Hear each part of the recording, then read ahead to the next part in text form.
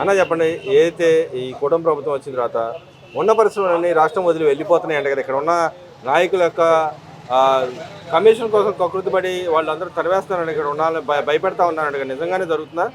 అందరికీ నమస్కారం. కూటమి ప్రభుత్వం అధికారంలోకి వచ్చినంత రాష్ట్రంలో పెట్టుబడులు వెల్లువలో వస్తూ ఉంది, కొత్త పరిశ్రమలు వస్తూ ఉన్నాయి. గతంలో ఉన్నటువంటి సైకో ప్రభుత్వం జగన్మోహన్ రెడ్డి ప్రభుత్వంలో కమిషన్ల మీద వాటాల్లో తేడా వచ్చి కంపెనీ వెనక్కి వెళ్ళిపోయిన చరిత్ర చూసాం. కానీ చంద్రబాబు నాయుడు గారి నాయకత్వం నుండి కూటమి ప్రభుత్వం వచ్చిన తర్వాత వందల కంపెనీలు ఉద్యోగ ఉపాధి అవకాశం సృష్టించడానికి ముందుకు వచ్చాయి.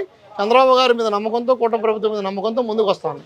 కానీ సైకో జగన్మోహన్ రెడ్డి పార్టీ పరిశ్రమలు రావట్లేదు. మీరు ఉన్న హయాంలో ఎన్ని పరిశ్రమలు వచ్చి ఎన్ని వెళ్ళిపోయి చెప్పగలరా? మీ హయాంలో పెద్ద పెద్ద కంపెనీ వెనక్కి ఎందుకు వెళ్ళిపోయినాయి? మీ వాటాల గురించి కదా, మీరు కమిషన్ గురించి తేడా వచ్చి కదా, మరి ఎందుకు వెళ్ళిపోయినాయి? కాబట్టి వైసీపీ నాయకులకి పేటీఎం బ్యాచ్ కూడా చెప్పదలుచుకున్నాం. చంద్రబాబు గారు అంటే కూటమి ప్రభుత్వం నమ్మకం కాబట్టి ప్రధాన ఓట్లేసి గెలిపించారు. మీరు ఎక్కడున్నారు ఇవాళ? 5 ఏళ్ళు అధికారంలో ఉంది మీరే కదా. ఒకరంటే ఒక పరిశ్రమ తెచ్చావా? ఒక ఉపాధి సృష్టించావా? ఎంతమందికి ఉపాధి లెక్కల అవకాశాలు చూపించి చెప్పగలవా? ఎన్ని పరిశ్రమలు ఏమైనా వెనక్కి వెళ్ళిపోయినాయి? రాయలసీమలో కే కంపెనీ ఎందుకు వెనక్కి వెళ్ళిపోతుంది? ఎందుకు డబ్బులు మీ కమిషన్, మీ చోటాపేట నాయకులు కమిషన్ చెల్లించడం చేతులు తెలిపారు కదా, ఎందుకు వెళ్ళిపోయారు? నీ ప్రభుత్వం ఉన్న తర్వాత ఎమ్మెల్యేలకి మంత్రులకి వాటర్ చెల్లించడం నిర్ణయం చేసి నువ్వు కాదా? కాబట్టి జగన్మోహన్ రెడ్డి గారు మీ నాయకుల్ని, మీ చోట నాయకుల్ని కంట్రోల్ చేసుకోలేక పరిస్థితికి పంపించారు. కూటమి ప్రభుత్వం అలా కాదు. ఇది అందరూ అన్ని వర్గాల ప్రభుత్వం, రైతులు, విద్యార్థులు, మహిళలు, నిరుద్యోగుల ప్రభుత్వం. కాబట్టి ఈ రాష్ట్రాన్ని అభివృద్ధి చేయడం, సంక్షేమ ఉపాధి అవకాశాన్ని మెరుగుపరచడం మరింత బాధ్యత. అంటే ఆయన టైంలో తెచ్చిన కంపెనీ మీద కక్ష సాధింపు చేస్తా ఉన్నారంటగా ఈ గవర్నమెంట్ వచ్చిన తర్వాత నుంచి. అందుకే పరిశ్రమలు వెళ్ళిపోతున్నాయి. ఆయన ఏం తీసుకొచ్చాడో చెప్పండి, ఏం కష్టాలు చెప్తారు. నువ్వేం తీసుకొచ్చావు? నీ అయ్యంలో ఏ కంపెనీ వచ్చింది, ఎన్ని ఉద్యోగాలు ఇచ్చావు చెప్పడానికి నువ్వు సిద్ధంగా ఉన్నావా? చర్చను మీరు సిద్ధంగా ఉన్నావు. నువ్వు సిద్ధంగా ఉన్నావా? నీ హయాంలో ఈ కంపెనీ వచ్చింది, ఈ కంపెనీని ఉద్యోగాలు ఇచ్చా, ఇంతమందికి ఉపాధి వచ్చింది చెప్పగలిగిన దమ్ము నీకుందా? కానీ నీ పార్టీ నాయుడు గారు కన్నా ఉందా? కాబట్టి చెప్పానండి. కాబట్టి జగన్మోహన్ రెడ్డికి వైసీపీ అండి బ్యాచ్కి ఒకటి చెప్పదలుచుకున్నా. చంద్రబాబు గారు అంటే నమ్మకం, కూటమి ప్రభుత్వం అంటే నమ్మకం. కాబట్టి మీరు అవాకులు చవాకులు మాడితే నమ్మడానికి వినడానికి ప్రజలు సిద్ధంగా లేరు. అదేవిధంగా మరి ఎమ్మెల్సీలో జరిగిన నిన్న ఏదైతే చర్చ సందర్భంగా జరిగిన కొట్లాటను ఎలా చూడొచ్చు అంటే ఇక్కడ తన్నుకోబోయే స్థితికి ఎందుకు వెళ్ళారంటారు? అక్కడ జగన్మోహన్ రెడ్డి పార్టీ ఏ చిన్న అవకాశం దొరికినా కోతి కొబ్బరిగా దొరికినట్టు అల్లాడిస్తూ ఉంది. రాష్ట్ర అభివృద్ధి మీద, సంక్షేమ మీద చర్చ వదిలేసి లడ్డూ మీద చర్చ పెట్టింది ఎవరు? లడ్డూ మీద చర్చ జరగాల్సింది ఎవరు? వారే కదా, వాళ్ళ పార్టీ నాయకులే కదా, ఎమ్మెల్సీలే కదా. మరి ఎందుకు చర్చ జరుగుతున్నప్పుడు అచ్చెన్నాయుడు గారు క్షమాపణ కూడా చెప్పారు. క్రిస్టియన్ కాదు సరే అన్నాడు, అసెంబ్లీ సాక్షిగా అన్నాడు. అనతో ఆయన ఏం చెప్పాడు? సరే పొరపాటు జరిగిందని. మీరు ఎందుకు దాన్ని మీరు ఎన్ని మాటలు అన్నారు? మీరు ఎన్ని మాటలు మాడుతున్నారు? 4 కోస్తా ఉంది, మీరు చంపనుంది, మీరు ముఖ్యమంత్రిని గనుతో కాల్చాలని చెప్పిన నాయకుడు మీరు ఇవాళ మాడుతా ఉన్నారు మాటల గురించి, చర్చల గురించి. అసెంబ్లీ సాక్షిగా ఒక మహిళ ఎమ్మెల్యేని అవమానపరిచింది మీరు కాదా? బూతులుంటుంది మీరు కాదా? ఇవాళ మీరు మాడతారు, నీతిని మీ దగ్గర నేర్చుకోవాలా. కాబట్టి వాడు గుర్తుపెట్టుకోవాలా. అసెంబ్లీలో జరిగిన ఘటన మంత్రి గారు అచ్చెన్నాయుడు గారు క్షమాపణ చెప్పారు, ఇలా మాట ఉండాల్సింది కాదని. ఆయన ఏం చెప్పాడు? నువ్వు క్రిస్టియన్ కాదని అడిగాడు. చెప్పండి సమాధానం. అంటే ఇక్కడ తిరుపతి లడ్డు వ్యవహార శైలి ఒక పక్కన అయితే చంద్రబాబు గారు చేస్తున్న పదే హిందూయిజం మీద చేస్తున్న ఆయన భావజాలం కానీ, ఆయన చేస్తున్న పనులకు కానీ ఆ విధంగా మాట్లాడి ఉండొచ్చు అనుకోవచ్చు. ఇక్కడ ఒక విషయం గుర్తుపెట్టుకోవాలండి, లడ్డూలో కల్తీ జరిగిందని నిరూపణ అయింది. దీన్ని తప్పించుకోవడానికి ఎక్కడ దారి దొరికిందో చూస్తూ ఉన్నారు. కానీ ఒకటి చెప్పాలి, వైసీపీ నాయకులు పేటీఎం బ్యాచ్ లడ్డూలో కల్తీ జరిగిందా లేదా దాని మీద చర్చకు వస్తారా? మీరు అడుగుతారు కదా. ప్రభుత్వం చెప్పింది, ఎవరండి? సుప్రీంకోర్టు చెప్పింది, సిబిఐ చెప్పింది, అందరూ చెప్పారు కదా లడ్డూలో కల్తీ జరిగిందంటే మీరు చెప్పినట్టు కల్తీ కాదు, మీరే కల్తీ కాదు. మీరు చెప్పినట్టు అంత కల్తీ జరగకపోవచ్చు. కల్తీ జరిగిందంటే ఏంటి? లడ్డు పవిత్రత దెబ్బతింది, అక్కడ లక్షల కోట్ల రూపాయల అవినీతి జరిగిందని నిరూపణ జరిగింది కదా. మీరేం మాడుతూ ఉన్నారు? కాబట్టి మీరు తప్పించుకోవడానికి, మీరు చేసిన పాపాలు తప్పించుకోవడం, ఎవరు పాపం చేసినా మీరు ఒకటి గుర్తుపెట్టుకోవాలి, 7 కొండలతో దేవుడితో ఆటలు కాదు, ఆటలాడిన వాళ్ళందరూ కాలగర్భంలో కలిసిపోయారు.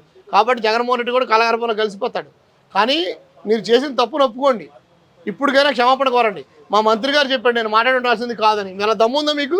మా కూటమి నాయకులు, మా మంత్రులకి, మా ఎమ్మెల్యేలకు ఆ దమ్ము ఉంది కాబట్టి అసెంబ్లీ సాక్షిగా క్షమాపణ కోరారు. మీకుందా? ఈ గవర్నమెంట్ చేసింది చెప్పి వాళ్ళు వాదిస్తూ ఉన్నారు కదా. అవునండి, ఈ గవర్నమెంట్ చేసిందంటే నువ్వు 5 ఏళ్ళు అధికారంలో ఉన్నావు కదా, ఎవడన్నాడు? ఈ 2 సంవత్సరాలు కలిసి జరిగిందా? కూటమి ప్రభుత్వం 2 సంవత్సరాలు, నువ్వు 5 సంవత్సరాలు అధికారంలో ఉన్నావు. నువ్వు లడ్డు గురించి అప్పుడు మాట్లాడలేదే? అప్పుడు కల్తీ జరగలేదా? అంటే అప్పట్లో వచ్చిన రిపోర్ట్లు కూడా ఎందుకని బుట్ట దాఖలు చేశారంటారు. అప్పుడు అధికారం ఉన్నాడు కాబట్టి బుట్ట దాఖలు చేశాడు. ఇప్పుడు అధికారం పోయింది కాబట్టి అన్ని బయటకు వచ్చినాయి. కాబట్టి జగన్మోహన్ రెడ్డి పాపాలు ఒకటి బయటకు వస్తుంది అన్న పరాకాశ లడ్డు కల్తీ. కాబట్టి జగన్మోహన్ రెడ్డి అంటుకో, కాలం చెల్లిపోయింది. మీరు ఏం చెప్పిన రోజులు పోయాయి. ప్రజలు తెలివిగల వాళ్ళు, ప్రజలు అన్ని మాటలు వింటారు. ఏం జరుగుతుందో ఏది మంచి చెడు తెలుసుకుంటారు. కాబట్టి గుర్తుపెట్టుకోవాలి, ఈ కూటమి ప్రభుత్వం ఆంధ్ర ప్రభుత్వం, ప్రజల ప్రభుత్వం, సంక్షేమ ప్రభుత్వం. అంటే ఇక్కడ చెప్పలేక పారిపోతా ఉన్నారు కూటమి నాయకులు అని చెప్పి మాట్లాడుతూ ఉన్నారు. ఎవరు పారిపోతున్నారు? 11 మంది ఎమ్మెల్యేలు 11 నిమిషాలు అసెంబ్లీ కూర్చున్న మీరా మేమా? అసెంబ్లీకి వచ్చి చర్చించడానికి మీరా మేమా? అంటే జనం ఉంటే వస్తారా, జనం లేకపోతే రారా? మరి అంతకుముందు అసెంబ్లీలో రండి చూసుకుందాం మీరు కదా. మా ప్రభుత్వం ఒకటే చెప్తుంది, ఏ సమస్యను అసెంబ్లీలో చర్చిద్దాం, రండి కూర్చుందాం రండి. నువ్వు అసెంబ్లీకి ఎందుకు రావు? 2 నిమిషాలు ఉంటావా? దేనికి? ఎవరి కోసం? నేను గెలిపించిన ప్రజల కోసం అసెంబ్లీలో మాట్లాడవా? అసెంబ్లీకి రావా? ప్రతిపక్ష హోదా కావాలి కానీ అసెంబ్లీకి రావు. ఇది ఎక్కడ విచిత్రమైన వాదన? అంటే ఆయన నిన్న వెళ్తుంటే వైజాగ్ వెళ్తుంటే ఆయన వెనక జనాలు కోకొల్గా ఉన్నారంట కదా. 2029 మేము వస్తామని చెప్తా ఉన్నాడు. జనం అందరికి వస్తారండి. జనం దేనికి వస్తున్నారు? జనం జగన్మోహన్ రెడ్డి దుర్మార్గుడు చూడడానికి వస్తున్నారేమో, ఇలాంటి దుర్మార్గుడు మళ్ళీ రాకూడదని చెప్పడానికి వస్తున్నారేమో. అది కూడా కావాలి కదా. అరే బాబు అదిగో దుర్మార్గుడు పిల్లలు చూపించడానికి తీసుకొస్తున్నారేమో. ఇలాంటి వాడు రాష్ట్ర సర్వనాశనం చేశాడు, ఉపాధి అవకాశం దెబ్బతీశాడు, మన వెనక పంపించాడు, ఇన్ని గుర్తుపెట్టుకొని చూపించడానికి తీసుకొస్తున్నారేమో. కాబట్టి జగన్మోహన్ రెడ్డి జనం వచ్చినంత మాత్రం జనం వచ్చి చచ్చిపోతున్నారు కదా, కార్యకర్త చచ్చిపోతున్నారు. ఆయన పరామర్శ, చచ్చిపోతే పరామర్శ ఏది అలా రాజకీయ ప్రచార వేదికలా ఎన్నికల ప్రచారంలాగా వాడుకుంటా ఉన్నాడు దాన్ని.